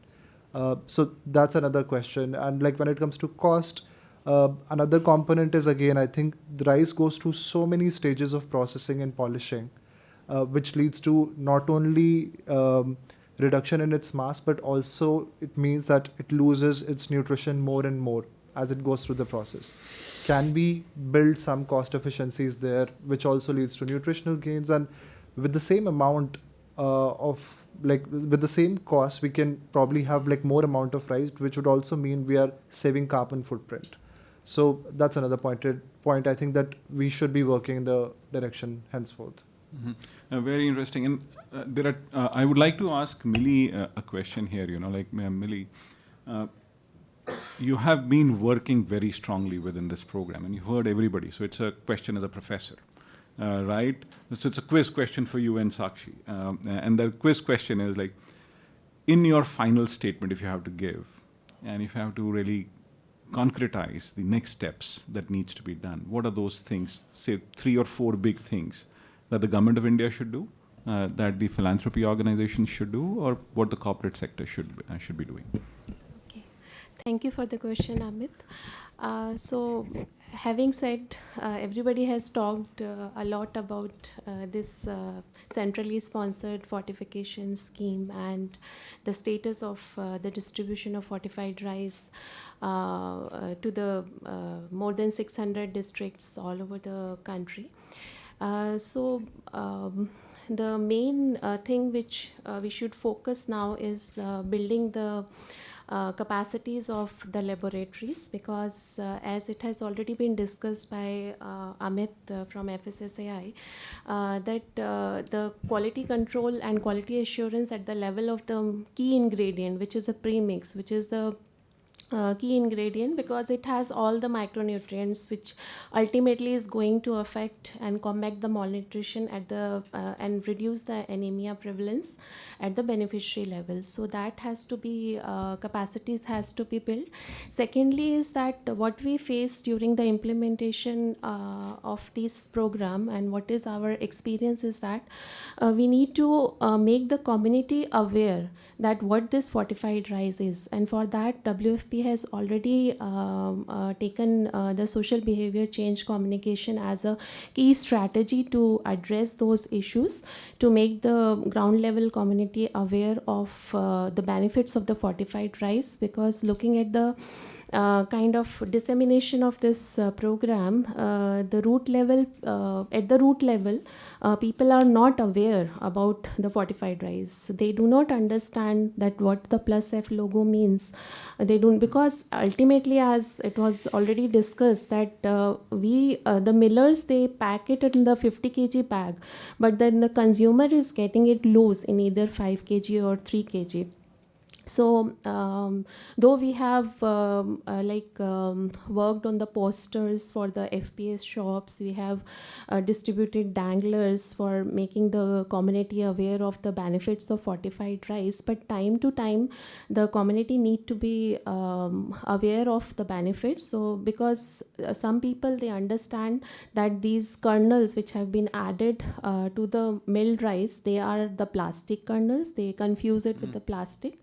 Then secondly, there are various myths around the fortified rice, it being a plastic rice. Secondly, it is a foreign matter which has come up along with the milled rice. So the schools cook cum helper, they remove this fortified rice kernel, thinking that it is a foreign matter, and then whatever we are adding at the centralized production of fortified rice kernel, fortified rice at the mills, it ultimately is not going to the beneficiaries, because the cook cum helper who is cooking at the for the PM Poshan scheme in the schools, they remove it because being not aware about the fortified rice kernels.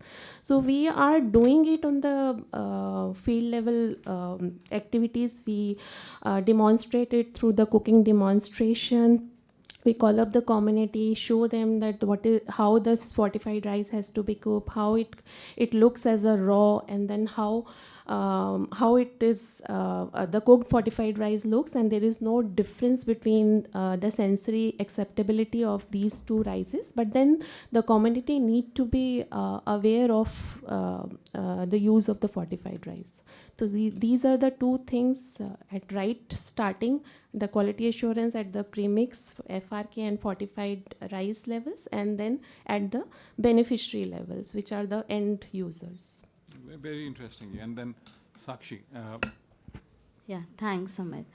So I think a lot of things have already been discussed. So I just want to, give in my final statement is that, as we are saying, policy to took so much of time because of, lot of efforts which had already been put up. And the same thing is, the next phase also. We can't say that it's a one-day job, it's a one-year job, not even a one-person job. So as you initially said, 6 A's, I would add 3 C's to it. One is collaboration. So collaboration from the government side, from the private sector, from the academia, from the development sector. I think, when every one of us will work together, then we will, we can talk about, eradicating malnutrition. Second C is consciousness, that we are not saying that this is a silver bullet, or this is everything is very rosy. So we have to accept the challenges. We have to work towards working how together we can work towards removing all these challenges. The next is cooperation. Every one of has to be we have to cooperate with each other. It's not that as an individual, I feel this is something which we are giving to our next generation, to our children. So what we decide today would be the future of our country. So I think these are some of the final things which I would add to it. Thank you, Sakshi. But I have a question for Venkat here. Venkat, you also have the opportunity of being divergent from your boss or with your boss. So if you want to.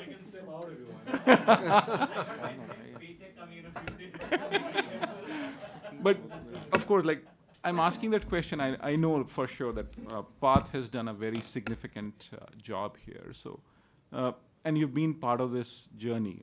And just as somebody who is part of a system, how did you really look at this moving forward? What were the challenges that you saw, maybe?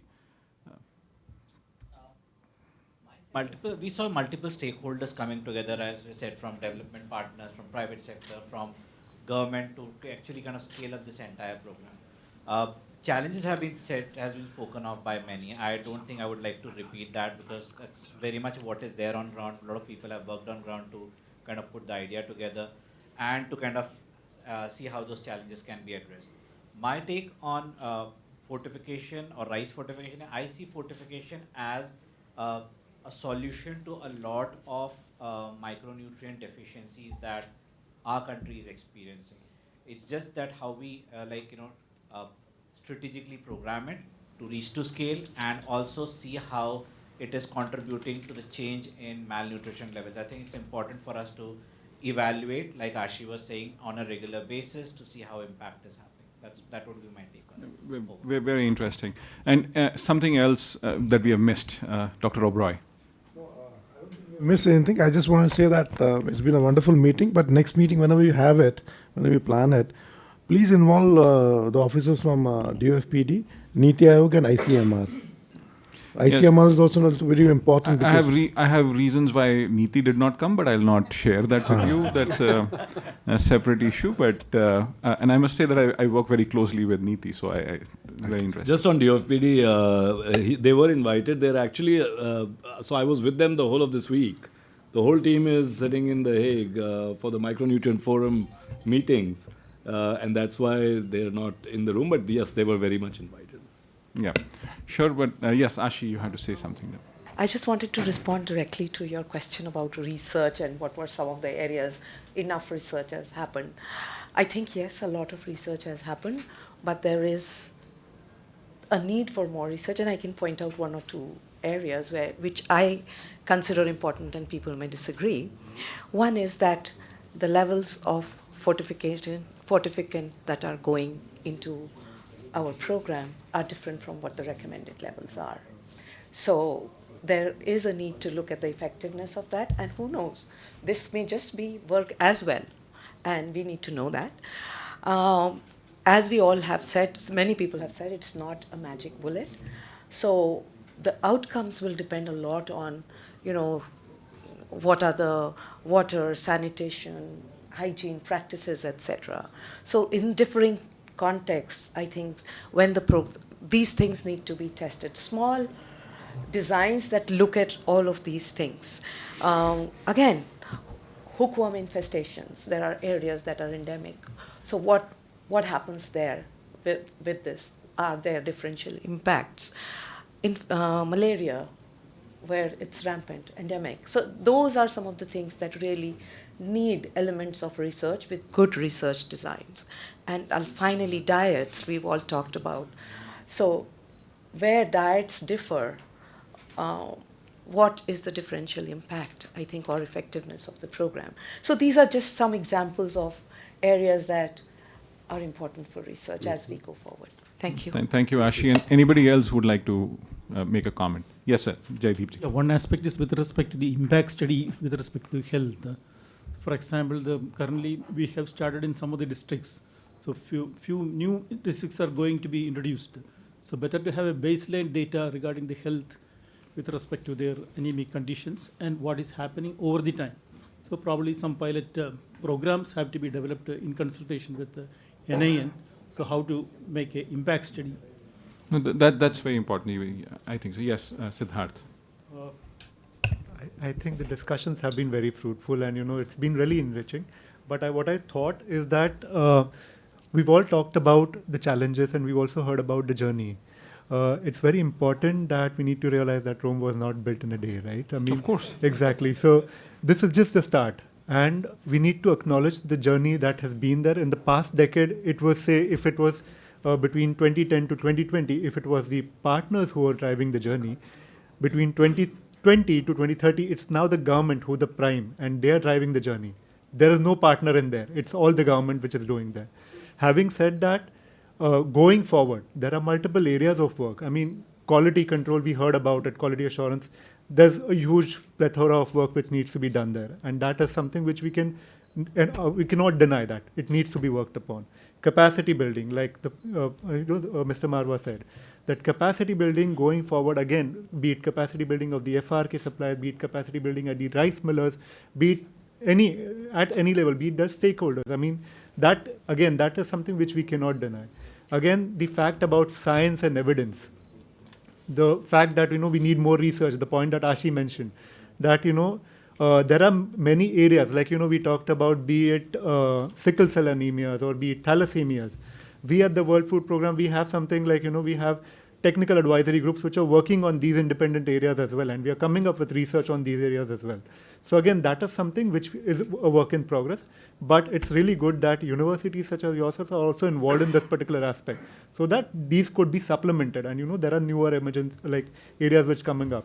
The other thing is monitoring.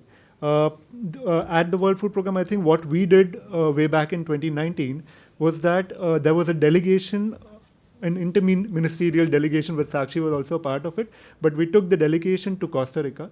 As you would know, Costa Rica is a country which is implementing fortified rice in a mandatory way, and again, it's been implementing since ages. So there are many learnings in Costa Rica that the team from the Department of Food also got to learn. Be it having a micronutrient commission, wherein they are reviewing the micronutrient status of population at a very regular interval, be it initiatives like our the diet and nutrition survey. So again, that could be one of the ways in which we look at the micronutrient intake of the population. If you also look at the other part of monitoring the programs and how the evaluations were built in. So again, that is a good learning from Costa Rica which we could look at. There's also other country examples like the US, be it Philippines. How could we learn from them? The other aspect which I felt was, maybe we did not touch a lot about it, but was also around South-South triangular cooperation. Yeah. Wherein, WFP, again, I would not say that, but we've had the pleasure of hosting around 6 nations around us in India, and coming to India and then hosting them and taking them, these delegations, to different ministries and learning about the rice fortification journey. But again, that's a very important aspect as to how can we learn from the other countries what they're doing better, and how can we also share our experiences as to what can be learned best. But I think these are some of the areas which we need to also focus on going forward. But yes, we need to also acknowledge that there's been a lot of effort which has been put on the rice fortification journey, and it's been a largely successful journey till now. So I think that's something which I would like to end. Very, very nice. Thank you, Siddharth. Yes, Puneet, please. Yeah. So see, I think I would like to take a step back and ask you a question. What is the intent? Yes. The intent is to look at the journey of Government of India, or say the rice fortification program per se, or to highlight the challenges, right? If we were to talk about challenges, I can give you challenges. We can talk for 3 days and we won't stop. So we interact with all the bureaucrats sitting in the ministry day in, day out. We have FaceTime with them. Today morning I had a meeting with the secretary. It doesn't mean that we don't know the challenges. Challenges are there, and there would be challenges. And if there are no challenges, that means the program is not being monitored properly in itself. It has to have challenges. It's an inherent property of such a large program, right? So having said that, whatever issue we have talked about, all of these issues are being discussed on a very regular basis. I can tell you there is no single issue which we have talked in this meeting that the officers are not cognizant of. Right? Oh, definitely. Yeah, so it will take some time. So Indian ecosystem is a behemoth, right? With the entire ecosystem is such big, and there are so many organizations which are involved, right? So if you say DFPD, we should also involve FCI as well, because they are procuring the rice for the entire ecosystem. They are deploying the system on QA, QC traceability, right? So that they should also be involved. So having said that, I think we should bucketize that, this is the journey. Then there are challenges. and what is the road ahead. So road ahead is around system strengthening, infusion of technology. Road ahead could be product innovation.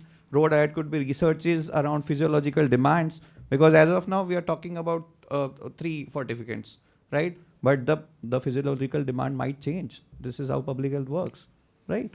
So those researches have to be done on a regular basis, the dietary intake assessments, and I think ICMR has been taking some steps in this direction. But then again, innovation has to pick up, but it cannot, move beyond a certain extent ahead of the program. Yep. So that's what I wanted to those are call very out. important points, and I would like to respond to your question. Like as I look at this program, or as we look at this program, for us it was a very interesting thing that was happening within the country in terms of how you're really trying to take a public policy decision. How is it being looked at as a program which can have impact on millions and close to about 1 billion lives? So it makes a very interesting public policy decision, and how that process was envisaged, how it was taken. So for me, this is what I call more like a document wherein we understand from an academic viewpoint as to how things were done.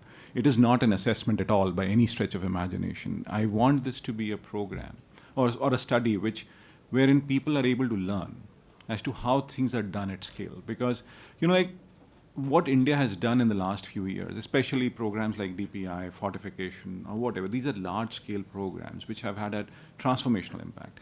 This is a program which has the potential to transform the nutritional status of the country over a period of the next 5 years. In fact, when the next NFHS happens, and assuming anemia is part of it, and then we might see a huge difference that actually happens. So how do you uplift people out of that nutritional trap that we're really talking about? So for us, this is a public policy question, and how those decisions are taken. Something like what you actually said in your conversation, like there is this whole role of leadership, and how leadership matters. Like, because there is somebody who took a decision or whatever, took a lot of political will to do that kind of a decision. If that's there, how did you mobilize the complete system? The challenges will remain. It is not in a place like India, challenges have to be there. Because if you said that this was a perfectly running system, I would have actually not wanted to do this at all, because then I'm not able to even say that what are the challenges. Then there is no learning that happens. If there is a certain failure that has happened, we see that there are certain points of failure as well. But that is what the beauty of the program is. In a large-scale program, if you don't fail, if the issue of, say, quality does not emerge, then that means there is something horribly wrong with the program, right? Because there has to be a certain divergence with such a large-scale program. And when you say, and you also bring in this very important aspect, as I learned from this program, is that what are the challenges on, say,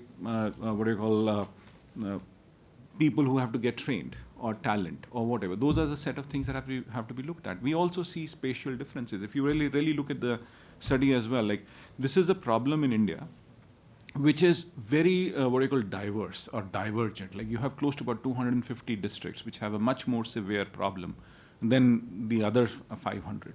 So there are going to be implementation challenges across those 500 districts. So we are looking at those numbers, because that gives me a very interesting view in terms of how to look at public policy as an aggregate measure and as a measure which is able to look at a smaller level of geography. So that's the spatial thing that we are really looking at. So those are important things that are coming up. So for us, this is a very interesting thing that we're looking at. And I also do take home a lot of interesting points in terms of like how we can document it further. And this is where I would say, or really learn from it further in some of the conversations that we've had. We would love to partner with you to really see how we are able to learn. What is it that we are able to bring forth or forward? I think my ultimate goal would be to really create it as a case study, which I'm able to take to students of public policy or whatever, and they say like, okay, now this is how decisions are taken. Because this was a decision which was not taken in vacuum. This was a decision, it is just not a decision came from the top or whatever. There is a lot of data that was looked at. There was a lot of studies that were done. There was a pilot that was done. And then there is of course a problem at hand. If you look at the NFHS data, the 4 data or the 5 data, there is a huge problem at hand. So how do you resolve for that problem? So that is where, and of course, when you take a public policy decision, there is a science involved, there is implementation involved. So all those things are coming through. But a case study which is able to be taken to people. And I think, and I'm also convinced in my mind, and that is that countries like or places like Africa can learn so much from what we have actually been able to do. This is a problem which is just not within our country. This is a problem that others are facing. There is that nutritional gap that actually exists of one nature or the other. It is not only that India has that nutritional issues or whatever. There are other countries and they have certain other sets of issues. How do they learn from it? I think even a place like US can learn from us. And there is so much that can be learned from this whole exercise. When I say us, means India. So how do they really look at a program? How do they break it up and really look at it? So that is why this exercise. And I think these are important things. And these failures or challenges, they also have to be seen over a period of time, because if somebody looks at this program 100 years down the line, well, there was something that can be learned over a thing. So it's like documenting the historical antecedents or looking at understanding it. That was the view. I hope you agree with me on that count, but it's been a beautiful exercise. We talked to at least I personally talked to more than 50 people, which included long conversations with the previous CEOs of Fasai, to the existing CEO, to Vinod Paulji, to Amitabh Kant, and I've spent hours with them, even Rajiv Kumar. So I talked to everybody to understand how did they really look at this, because there were so many people involved. In fact, I have to, say that this has been a very enriching exercise itself. But anything you would like to say? Neeraj, you're looking at me like as if I've done a mistake. I was thinking of lunch. Okay. But Richard, you have to have the final word here, please. Yeah, okay. So I don't know if this is the last word, but it's the last word for right now. So we tried to put together something that is objective, something that is justified by data, something that, in the process of adhering to those constraints, becomes something you can't really use as a teaching tool unless we have this kind of discussion. Yeah. It was going through this discussion and hearing things about how important training is, how important monitoring the population is, how important it is to look at different possibilities. To implement a program like this somewhere else, this discussion is absolutely as important as the book. And so I'm hoping that we can put this together also and use it as the sort of expert opinions that are absolutely an essential part of applying this as a teaching method. Oh, yeah. So I do think that India has had a successful program with this. And, that's something that is very dangerous, because it's just like being in Silicon Valley. Oh, here we're Silicon Valley and you're not, right? That kind of attitude has damaged studies of entrepreneurship for a long time. And so when you go in and you find out the dynamics and you find out what really has happened and what are the issues that are remaining, what really needs to be done, then you have something where you can help people do it themselves. So I want to thank you all for a great discussion this morning. This was extremely useful. Thank you, and thanks a lot for joining in. Neeraj is hungry, so we have to break. I'm also sleepy. Perfect, but thanks a lot for joining in. We'll be in touch. We are going to write a note on this, and we'll be sharing it with you, right? So, but thanks a lot for joining, please. Thank you. So kind of you. Thank you.